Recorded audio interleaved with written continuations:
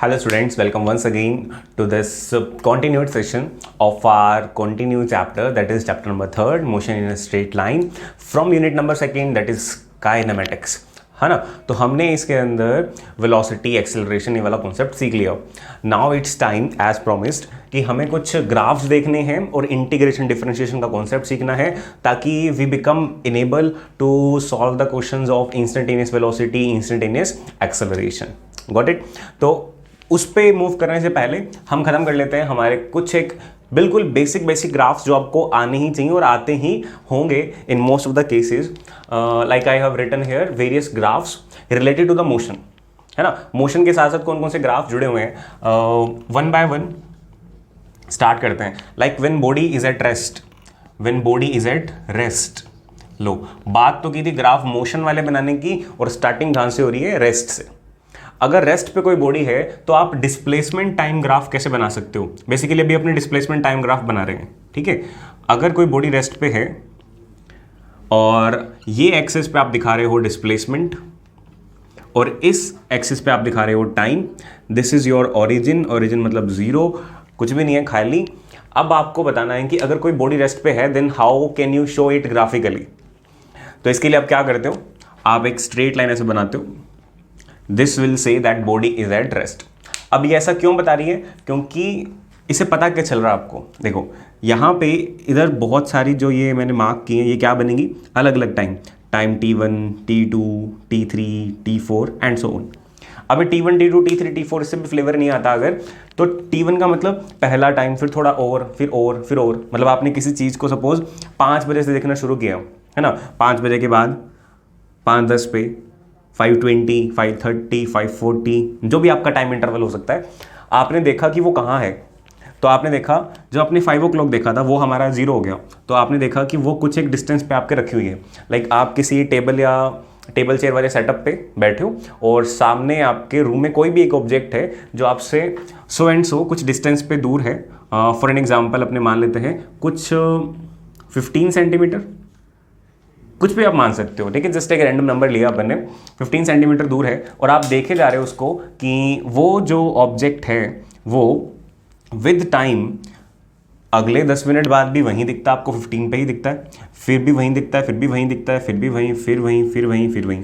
It means ये graph आपको क्या दिखा रहा है कि with change in time there is no change in displacement. तो हमने यही कहा था कि जब किसी बॉडी की पोजीशन टाइम के साथ ना बदले then the body is in rest.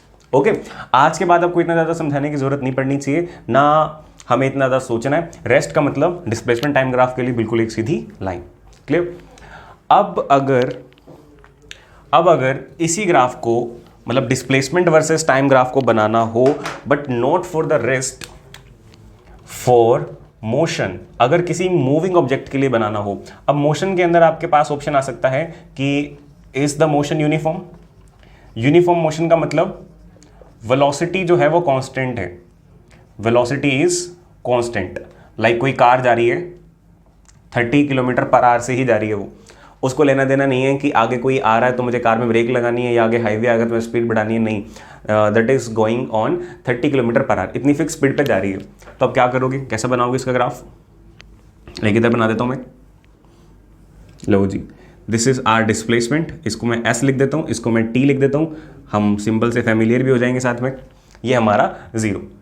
अब यूनिफॉर्म मोशन मतलब कार जब घर से निकली होगी तब उसने कितना डिस्प्लेसमेंट ट्रैवल किया होगा, इनिशियल टाइम पे कुछ भी नहीं डिस्टेंस ट्रैवल किया, पर जैसे जैसे टाइम बीतता जाएगा, कुछ टाइम बीतेगा तो कुछ डिस्टेंस वो ट्रैवल कर लेगी, है ना। फर्स्ट टाइम पे T1 पे कुछ डिस्टेंस उसने ट्रैवल कर लिया होगा, कुछ टाइम T2 पे उसने क्या किया होगा, कुछ और डिस्टेंस ट्रैवल किया होगा। इस तरह से ये डिस्टेंस मतलब अलग अलग पॉइंट्स आएंगे, ऐसे इस तरह से आएंगे, अभी ऐसे नहीं आएंगे। और अब जब इस तरह से भी आएंगे, let me draw with this colour, ये कुछ इस तरह से आएगी, एक बिल्कुल तिरछी लाइन, एक ओब्लीक लाइन। क्लियर, एक ओब्लीक लाइन आएगी और ये आपको क्या शो करेगी, जस्ट लाइक आपने 10th क्लास में ओम्स लॉ में बनाया था ये, है ना। तो आपने क्या कहा था, अब इसके लिए थोड़े पॉइंट्स पे करेक्ट बनाए अगर अपन, लाइक इस पॉइंट पे इतना टाइम है और इतना डिस्प्लेसमेंट है। अब इसके बाद अगर थोड़ा सा आगे जाते हैं तो जितना चेंज टाइम में आएगा उसी के अकॉर्डिंग ही चेंज डिस्प्लेसमेंट में आएगा। ये 2 पॉइंट्स ले लेते हैं अपन, थोड़े दूर दूर हैं। क्लियर? जितने फैक्टर से टाइम बढ़ेगा उतने ही फैक्टर से इसका डिस्प्लेसमेंट भी बढ़ने वाला है। थोड़ी सी टेढ़ी है लाइन, नाउ इट्स परफेक्ट। ठीक है, तो ये आपको क्या दिखा रहा है, अगर आप थोड़ा सा टाइम और बढ़ा दोगे तो उसी प्रोपोर्शन के अंदर, जिस प्रोपोर्शन में आपने टाइम को बढ़ाया है, उतने ही प्रोपोर्शन में आपके पास क्या हो जाएगा, जो आपका डिस्प्लेसमेंट है वो भी बढ़ जाएगा।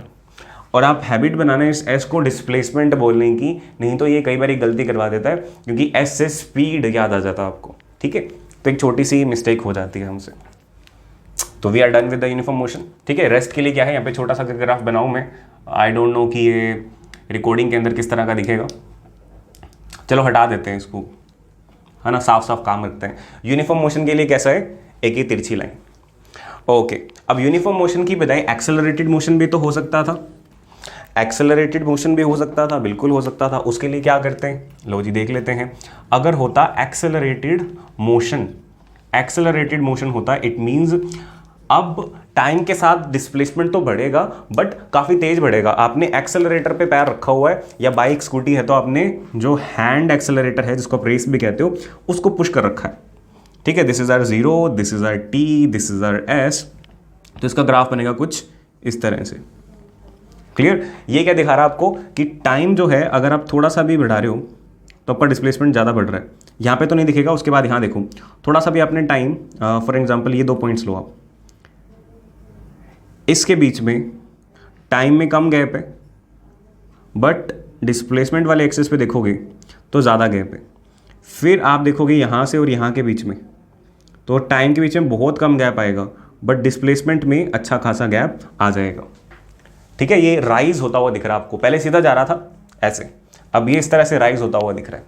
क्लियर हुई बात? तो इसके अंदर ये क्या शो करने की ट्राई किया जा रहा है, क्या कोशिश करी जा रही है कि कम टाइम के अंदर डिस्प्लेसमेंट ज़्यादा बढ़ गया, और जैसे जैसे ये टाइम बढ़ रहा है वैसे वैसे डिस्प्लेसमेंट कवर करने की स्पीड भी बढ़ रही है ना। कि आपने अगर वो रेस दबा दी, एक्सेलरेटर दबा दिया, तो ये होगा ना कि एक्सेलरेटर दबाने के इनिशियल फेज में तो आपकी स्पीड या आपका जो डिस्टेंस है वो कम कवर होगा, उसके बाद थोड़ा ज़्यादा कवर होना स्टार्ट होगा, उसके बाद और ज़्यादा, है ना। नीडल 30 से 40, फिर 50, फिर 60, फिर 70, जहाँ तक भी आप जाना चाहते हो, है ना, या जहाँ तक आपकी नीडल अलाउ कर रही है आपको।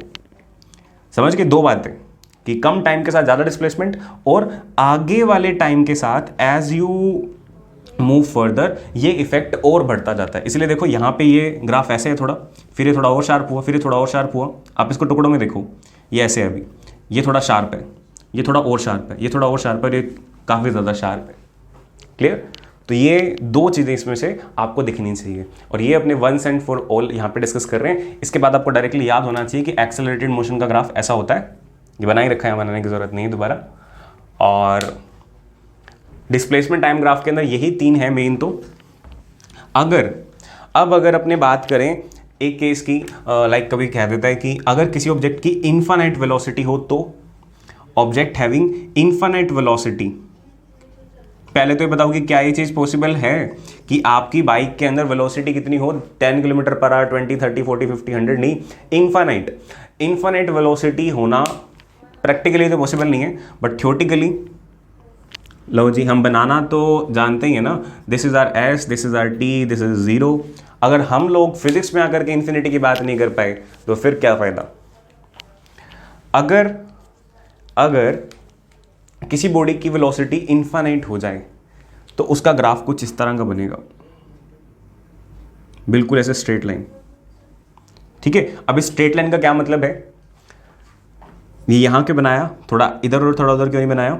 जिस भी मोमेंट पे, कहने का मतलब है जिस भी मोमेंट पे उसकी स्पीड इनफाइनाइट अचीव हो जाती है, उस ही मोमेंट पे वो डिस्प्लेसमेंट बहुत ज़्यादा कवर कर लेगा। आप सोचो, आपने सिंपल सा कॉन्सेप्ट सीखा हुआ है, speed is equal to distance upon time, या आप कह दो कि distance is equal to speed into time. ये आपने सीखा है ना, सबसे एलिमेंट्री फॉर्मूला फिजिक्स का आपने सीख रखा है, distance is equal to speed into time. अगर आपकी स्पीड या वेलोसिटी इनफाइनाइट हो जाती है तो टाइम कितना भी हो, अगर टाइम 1 सेकेंड भी है, या 1 सेकेंड नहीं भी है तो infinite into anything it will become infinite. तो आप उसी मोमेंट में, उसी पल में कितना डिस्टेंस कवर कर लोगे? इन्फानाइट। और ये लाइन सिर्फ यहाँ तक नहीं है, इसका मतलब it is approaching towards infinite. Moving to next type of graphs, like displacement time किया था, अब वेलोसिटी टाइम ग्राफ करते हैं। इसके अंदर देखते हैं क्या क्या केसेस बनेंगे, कैसे कैसे हम इनको रिप्रेजेंट कर सकते हैं। पहली बात तो ये कि वेलोसिटी टाइम ग्राफ में आप क्या करोगे, पहले तो लाइन सीधी बनाओगे, है ना, और इधर भी एक horizontal line, this is our velocity axis, this is our time axis, this is कुछ भी नहीं, मतलब जीरो, है ना, ओरिजिन। आपके पास पहला केस आ रहा है, पहला केस बिना किसी रुपयों के लिए ये रहा। फर्स्ट केस, अगर वेलोसिटी यूनिफॉर्म हो, if the object is moving with a uniform velocity, तब क्या होगा? अगर वेलोसिटी यूनिफॉर्म है तो देखो, इसमें रेस्ट वाला नहीं बना सकते अपने। अगर बनाएंगे तो क्या बनेगा रेस्ट वाले केस के अंदर? कोई बॉडी अगर रेस्ट पे है, इट मीन्स डिस्प्लेसमेंट टाइम पे आपने उसको दिखाया था, काफ़ी अच्छा रिप्रेजेंटेशन बन गया था। वेलोसिटी टाइम पे अगर आप उसको दिखाने की कोशिश करोगे तो आप ये दिखाओगे कि जैसे जैसे टाइम बढ़ रहा है, टाइम तो बढ़ता रहेगा बट उसकी वेलोसिटी नहीं बढ़ेगी, वेलोसिटी हमेशा क्या रहेगी? जीरो। तो आपको वेलोसिटी जीरो वाले पॉइंट्स लेने पड़ेंगे। और आपको पता है कि v की वैल्यू जीरो इस एक्सिस पे होती है और t की वैल्यू जीरो इस एक्सिस पे होती है। तो एक लाइन, एक स्ट्रेट लाइन आएगी जो इस t एक्सिस के ऊपर ही कोइंसाइड करेगी। इससे बेटर जो रिप्रेजेंटेशन है वो तो यही है कि आप डिस्प्लेसमेंट टाइम में इस तरह से रिप्रेजेंट कर दो। क्लियर? तो रेस्ट वाला केस आप दिखाना चाहो तो दिखा सकते हो, बट हमने यहाँ पे ऑफिशियली नहीं लिया। अगर कोई बॉडी यूनिफॉर्म वेलोसिटी से मूव कर रही है देन उसका ग्राफ कैसा बनेगा? It will look like something this, ऐसा।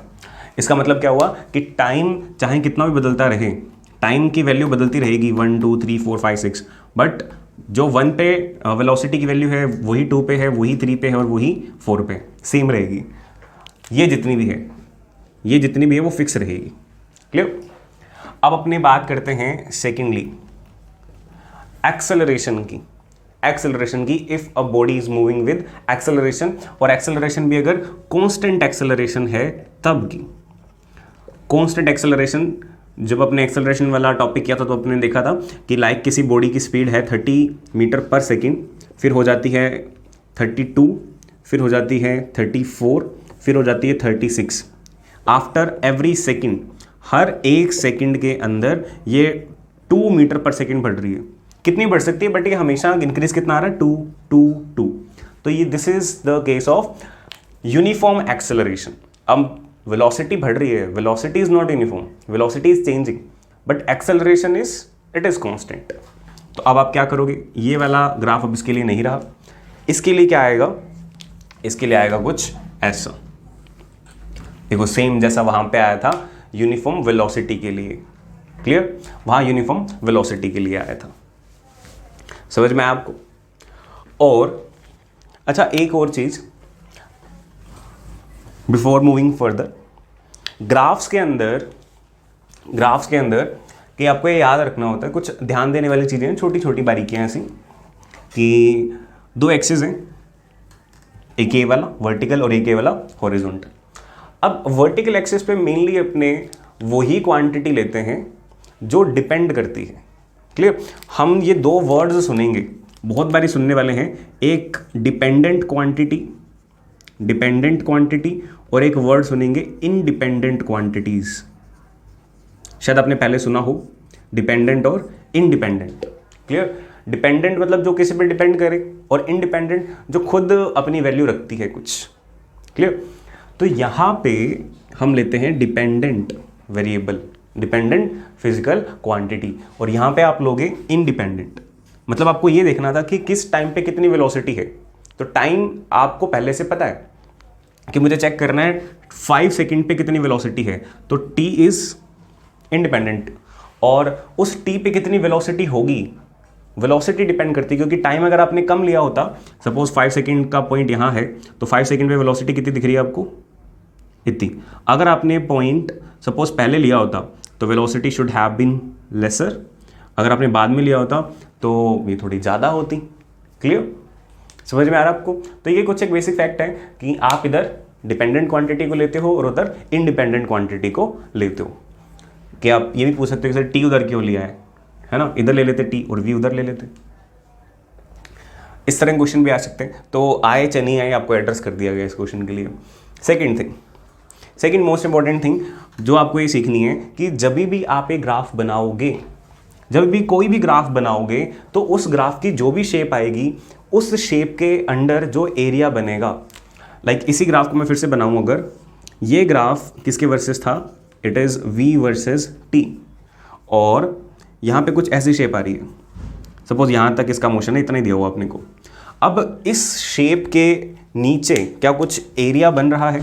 देखो इसको अपने अगर ऐसे ड्रॉ करें तो ये एक एरिया बन रहा है, और वेरी वेल नोन कौन सी शेप बन रही है, ये ट्रायंगल बन रहा है हमारे पास। अब इस एरिया का रिलेशन किससे होता है?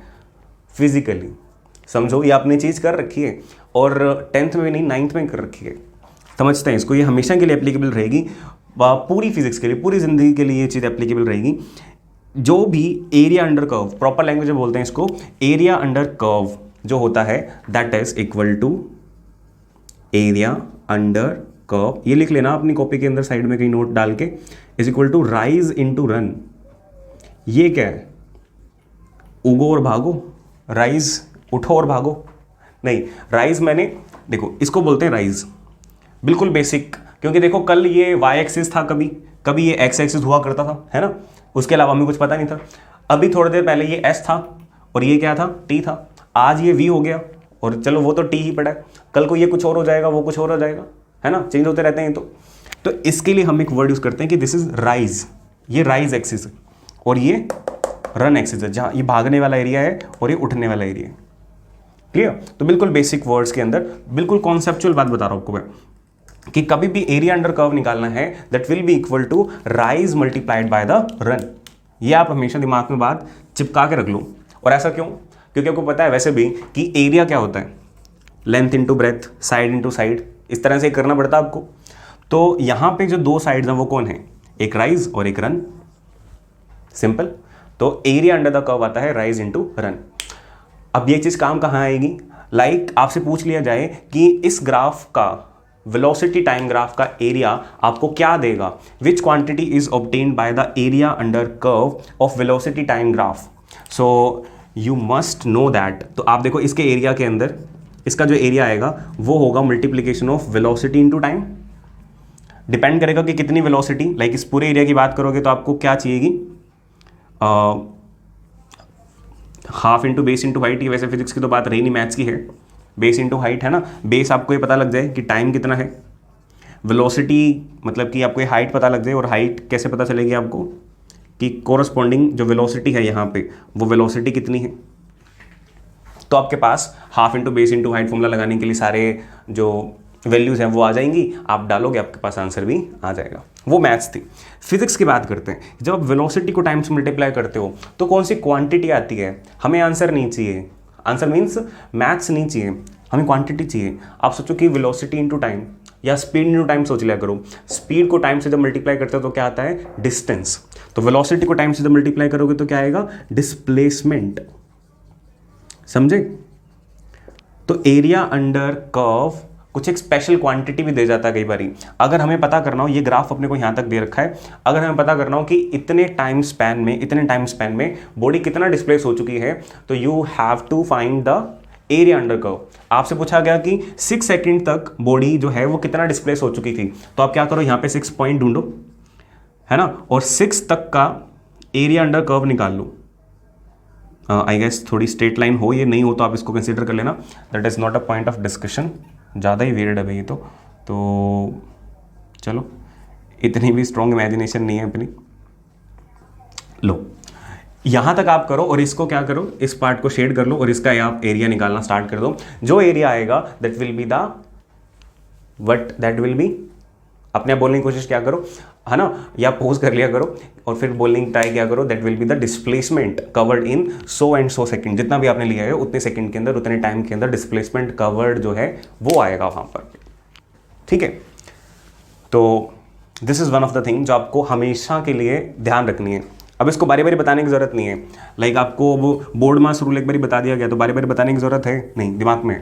वैसे ये उस तरह का कुछ एक रूल है, आइडेंटिटी है ना, a + b whole square is equal to a² + b² + 2ab, और you can say A square plus 2ab plus B square, just like that. उनकी तरह दिमाग में छाप लो बस इसको। क्लियर। अब एक और वर्ड होता है वैसे स्लोप, एक और वर्ड होता है स्लोप, इसकी मैं थोड़ी सी चर्चा कर लेता हूँ, ठीक है। आपको समझ आ भी सकता है और नहीं भी आ सकता, I will try my level best. समझ आएगा तो बहुत बढ़िया। स्लोप का मतलब होता है, देखो वैसे भी स्लोप आपने वर्ड सुना होगा, स्लोपी एरिया है ना, जो ज़्यादा ढलान वाले एरिया होते हैं, लाइक जो हमारे घर बने होते हैं उनके आगे भी रैम्प बना होता है, उसका भी किसी के घर के आगे का जो रैम्प है उसका स्लोप बहुत ही पतला होता है, आराम से आप जा सकते हो। कईयों के घर का जो स्लोप होता है ना, रैम्प का जो स्लोप है वो बहुत ज़्यादा इतना ऊंचा होता है कि उसमें जब वो कोई व्हीकल वगैरह को भी अंदर लेके जाना हो या नीचे लेकर आना हो, या बच्चे खेलते हैं उस पर, फिर उसको झूला बना लेते हैं और फिर खेलते हैं, है ना। तो स्लोप को आप वैसे याद रख सकते हो, स्लोप, और हिंदी में इसको कहते हैं ढाल। Forget about that. स्लोप क्या है या स्लोप कैसे निकलती है। सपोज इस ग्राफ की मुझे स्लोप निकालनी है, गंदा सा हो गया है ग्राफ, इस ग्राफ की मुझे स्लोप निकालनी है। स्लोप माने ये कितना टेढ़ा है वो निकालना है मुझे, ओके। तो ये भी एक अच्छी खासी क्वांटिटी हमें मिलती है स्लोप निकालने से। ये कितना ज़्यादा टेढ़ा है वो निकालना हो अपने को, तो देखो आप कैसे निकाल सकते हो। कितना ज़्यादा टेढ़ा, इट मीन्स आपको एंगल पता करना है कि ये किस एंगल पे है, क्योंकि अगर एंगल कम है तो ये टेढ़ा भी कम होगा, एंगल ज़्यादा है तो ये टेढ़ा भी ज़्यादा होगा, ठीक है। जो हम कह रहे थे कितना टेढ़ा है कितना टेढ़ा है, तो टेढ़ा तो कोई क्वांटिटी होती नहीं, तो हमने उसको एक फिजिकल क्वांटिटी से रिलेट कर दिया कि हमें क्या निकालना है, एक्स एक्सिस के साथ एंटी क्लॉकवाइज डायरेक्शन में एंगल निकालना है कि कितना एंगल है। कम एंगल तो कम स्लोपी, ज़्यादा एंगल तो ज़्यादा स्लोपी। आप सोचो कि एंगल कैसे निकाल सकते हो। आप एंगल निकाल सकते हो अगर आपको 10th क्लास की ट्रिग्नोमेट्री याद है तो बहुत हेल्प मिलेगी यहाँ पे।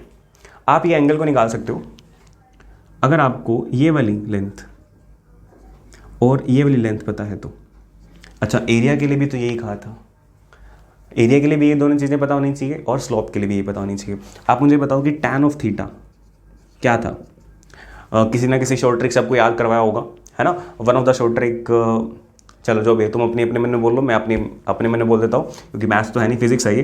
परपेंडिकुलर अपॉन बेस ऐसा होता है, ठीक है। तो परपेंडिकुलर अपॉन बेस, अगर मुझे tan थीटा चाहिए तो परपेंडिकुलर क्या बनेगा, this one is perpendicular and this one is base. अगर ये वेलोसिटी टाइम ग्राफ है, आराम से सुनो, कोई दिक्कत वाली बात नहीं, कोई टेंशन नहीं लेनी। If this is velocity time graph, this will be the velocity and this will be the time, nothing to worry, है ना। और परपेंडिकुलर की जगह पे मैं लिखूंगा v और बेस की जगह पे मैं लिखूंगा t। तो tan थीटा आ गया v बाय टी। अभी ये मत सोचना आपकी स्लोप क्या होती है, कहाँ यूज़ करेंगे, किस तरह से यूज़ करेंगे, बट अभी सोचो कि स्लोप का मतलब आपको जो बताया आपको समझ में आ गया ना। जो आपको हाथ में चीज़ दिखाई जा रही है वो आपको दिख रही है, कहाँ से आई, क्यों आई, कहाँ लेकर के जाएंगे, उसके बारे में आप टेंशन मत लो। tan theta is equal to v by T हो गया। हम तो थीटा निकालना चाह रहे थे, ये तो tan थीटा निकला है सर। तो थीटा या tan थीटा एक ही बात है। आप tan थीटा को ही स्लोप कहते हो, वैसे एक्चुअली में स्लोप किसे कहते हैं अपने, tan थीटा को ही स्लोप कहते हैं। और नियरली स्मॉल एंगल्स के लिए थीटा और tan थीटा होते भी बराबर हैं। अपने बहुत बारे फिजिक्स में ऐसा करेंगे कि थीटा की जगह tan थीटा ले लिया करेंगे, tan थीटा की जगह थीटा ले लिया करेंगे, रिप्लेस कर देंगे अपने इनको, ठीक है। और इसी कॉन्सेप्ट से आपका वो बहुत ही फेमस जो फॉर्मूला है, angle is equal to arc upon radius, वो भी बना हुआ है। तो स्लोप को अगर आप tan थीटा लेते हो तो आपके पास क्या value I, v by T. कहने का मतलब क्या है, ये थोड़ी सी बात करनी पड़ी because you were aware about what is an area but you were not aware about the slope. कुछ शायद आपके साथ कभी डिस्कस हुआ हो जब आपने ओम्स लॉ डिस्कस किया था क्लास नंबर 10th के अंदर, है ना, चैप्टर नंबर 12 करंट इलेक्ट्रिसिटी में, कि तब आपने देखा हो कि स्लोप, तब आपके पास ऐसा कुछ क्वेश्चन आया हो कि भाई इसका रेजिस्टेंस ज़्यादा है या इसका रेजिस्टेंस ज़्यादा है। अगर V वर्सेस I है तो ये R1 ये R2, तो ऑब्वियसली इसका रेजिस्टेंस ज़्यादा है क्योंकि ये स्लोप ही ज़्यादा है। क्लियर। तो अगर किसी ग्राफ का स्लोप अगर देखें तो स्लोप भी एक अच्छी क्वांटिटी बताता है। पहली बात तो यह है कि स्लोप निकालते कैसे हैं, राइज अपॉन रन। मैंने अभी जो पिछले 5-10 मिनट में बात करी है वो सारी मैं अभी समअप भी करूंगा, क्या कर दिया अपन ने।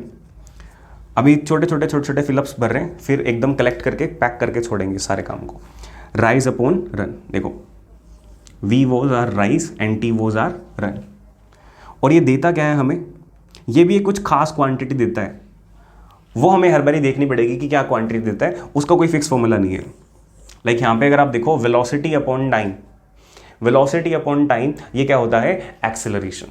तो आपको इसकी स्लोप से क्या मिल जाएगा, एक्सेलरेशन मिल जाएगा।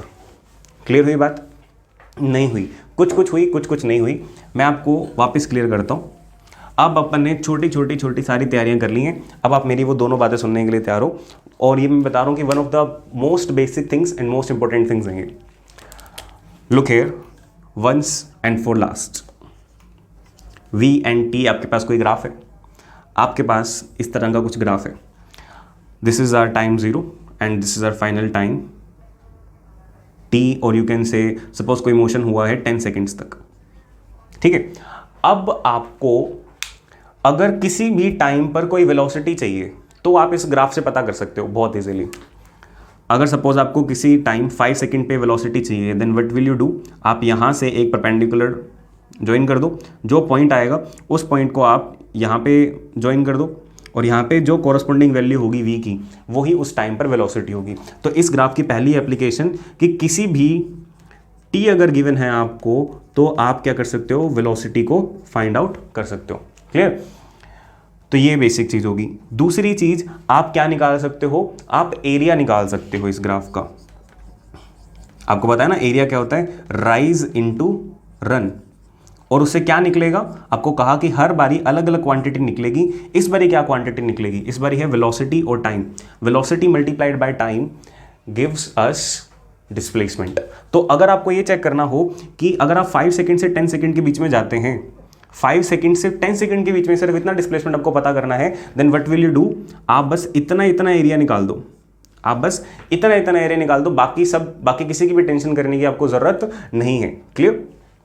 5 सेकंड से 10 सेकंड के बीच का। अभी ये कैसे शेप बन गई, ये ट्रेपीजियम जैसी शेप बन चुकी है। फाइन, या आप इसको फिर ब्रेक कर सकते हो इस तरह से कि एक रेक्टेंगल और एक ट्रायंगल के अंदर। कुछ याद आ रहा है इस चीज़ से? हमने 9th क्लास के अंदर इस तरह से इक्वेशन ऑफ मोशन डिराइव करी थी, और जो कि इस साल भी है, इसी चैप्टर में है, करेंगे अपने, बट इस वीडियो में नहीं है। तो यहाँ पे इस ग्राफ से आप डिस्प्लेसमेंट भी निकाल सकते हो बाय फाइंडिंग द एरिया। तीसरा, आप किसी ग्राफ में स्लोप भी निकाल सकते हो, ये भी उसका एक बहुत इंपॉर्टेंट फीचर होता है। और यहाँ पे स्लोप से क्या निकलेगा, स्लोप होता क्या है वैसे तो tan थीटा, या आप कह सकते हो राइज अपॉन रन। और यहाँ पे वेलोसिटी को टाइम से डिवाइड करके, सपोज आपको, चलो पहले मैं अपनी बात पहले वाली खत्म करता हूँ। वेलोसिटी अपॉन टाइम करके क्या निकलेगा, एक्सेलरेशन। सपोज आपको एक्सेलरेशन निकालना है, 5 से 10 सेकंड के बीच में कितना एक्सेलरेट हुई बॉडी, कितना एक्सेलरेट हुई, तो वो आप निकाल सकते हो। एक लाइव एग्जांपल ले लेते हैं। मान लो कि इस टाइम पे वेलोसिटी कुछ थी, इस टाइम पे वेलोसिटी कुछ थी। फॉर एन एग्जांपल यहाँ थी 10 मीटर पर सेकंड, और अब हो चुकी है 15 मीटर पर सेकंड। ठीक है, कितनी होगी, 15 मीटर पर सेकंड। तो आप देखो कि आपको इतनी, सिर्फ यहाँ से लेकर के यहाँ तक का अगर आपको स्लोप निकालना है, then the slope will be, क्या होगा, राइज अपॉन रन। कितना राइज किया आपने 10 से 15 तक कितना राइज किया, 5। वो कैसे निकला होगा, 15 माइनस 10 मीटर पर सेकेंड। आपने रन कितना किया, उसके लिए कितना भागे आप, 5 से स्टार्ट किया 10 तक गए, इट मीन्स 5 सेकेंड तक भागे। वो कैसा निकला होगा, 10 माइनस 5 सेकेंड। देखो आंसर सेम ही आएगा, ये आएगा 5 मीटर पर सेकेंड, ये भी 5 मीटर पर सेकेंड, मीटर पर सेकेंड नहीं, ओनली सेकेंड। 5 से 5 कैंसिल, ये मीटर पर सेकेंड और ये नीचे सेकेंड, तो ये बन जाएगा 5 मीटर पर सेकेंड स्क्वायर। एक्सेलरेशन आया या नहीं आया, let me correct this one.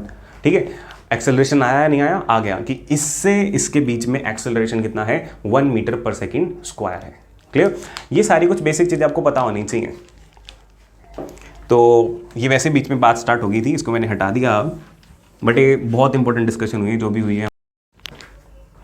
चलो अब रिकॉल करते हैं एक्चुअली में काम क्या कर रहे थे। काम अपने वेलोसिटी टाइम ग्राफ बना रहे थे। यूनिफॉर्म वेलोसिटी का बना दिया, कांस्टेंट एक्सेलरेशन वाला बना दिया, मतलब इंक्रीजिंग वेलोसिटी का बना दिया।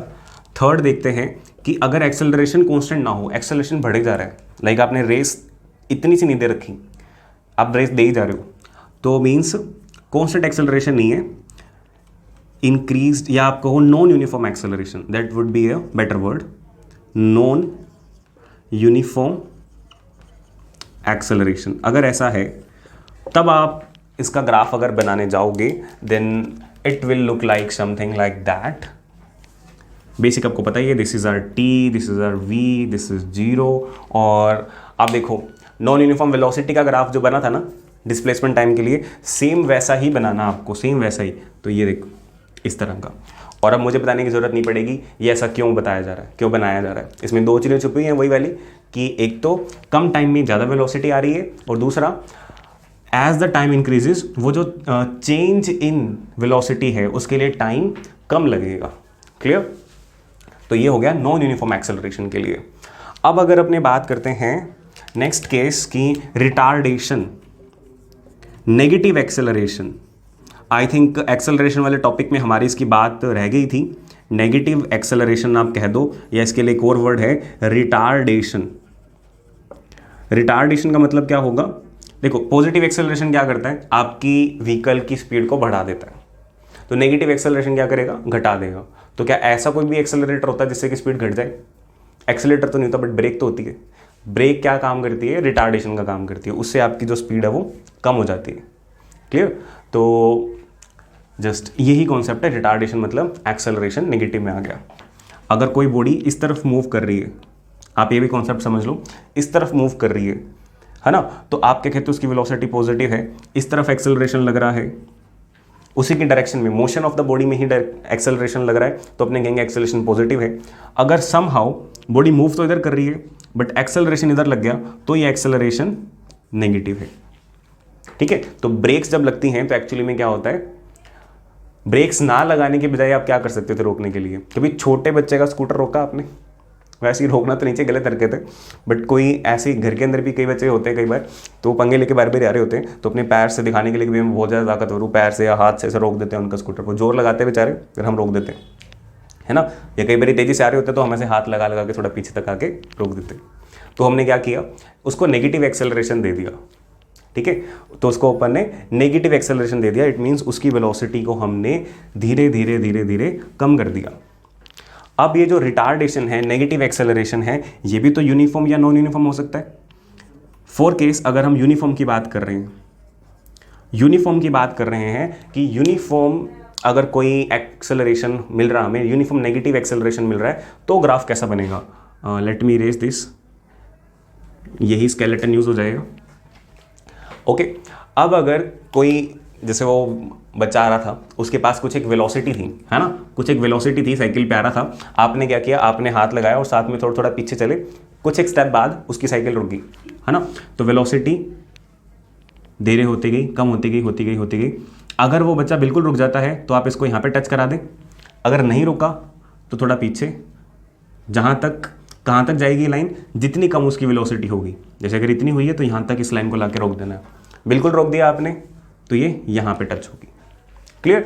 अपने आप अंडरस्टैंडिंग बैठ जाएगी आपकी ग्राफ कैसे बनाना आपको।